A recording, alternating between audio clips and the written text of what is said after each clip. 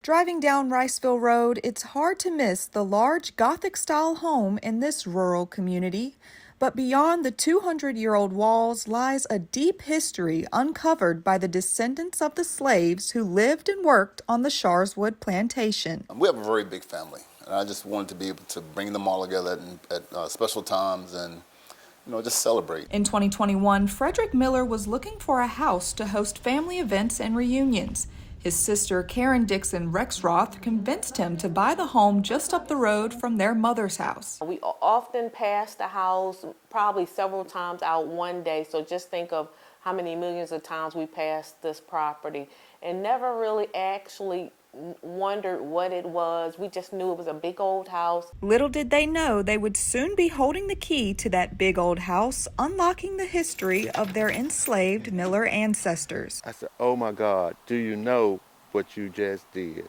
I knew the history of the house, but I didn't have facts. Cousins Miller and Dixon Rexroth immediately began searching for those facts and then reached out to local historian Carice Luck-Brimmer. When I started doing this research for them, I had no idea that it was going to place them there. Luck-Brimmer began her research at the Pittsylvania County Courthouse, where she found a labor contract signed by slave owner and homeowner Nathaniel Crenshaw Miller on August 1866. They were by the enslavers after emancipation, and a lot of times the formerly enslaved, they just couldn't move on. You've been here your whole life. A lot of people hadn't been outside, off the lands of the plantation.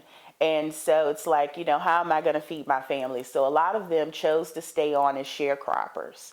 And that's where we have the labor contract between Nathaniel Crenshaw Miller and at least 10 of the people that he enslaved. Of those 10 slaves were David and Violet Miller, their great-great-grandparents, enslaved and married on the same property he now owned. Words cannot express how I felt when I found out that my relatives actually was a part of this plantation. And I walked on the same grounds that my ancestor walked on. Tears began to roll.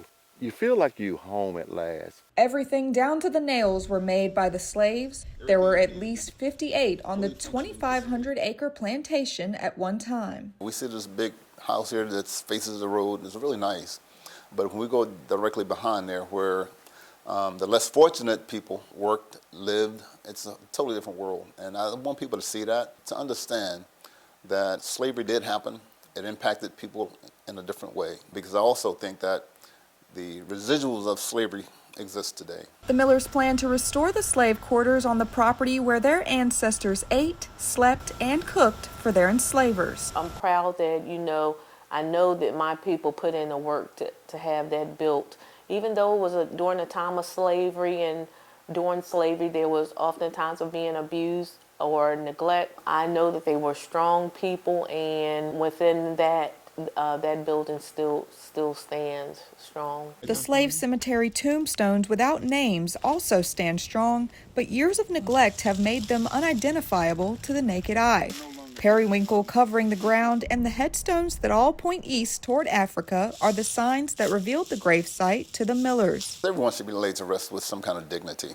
And for me, the way it is now, it's kind of like, I think if you had an animal that passed on, you would probably put them to rest in a more dignified way. And that shouldn't be that way. So I want to do everything I can to make that better. They plan to hold their second annual Juneteenth celebration event on the property on June 18th.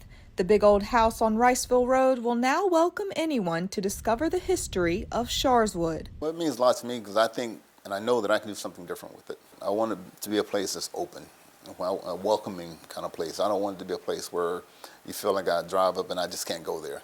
You can go there. You can come to Sharswood. And that's what I want. In Gretna, Makayla, Shelton, WDBJ 7.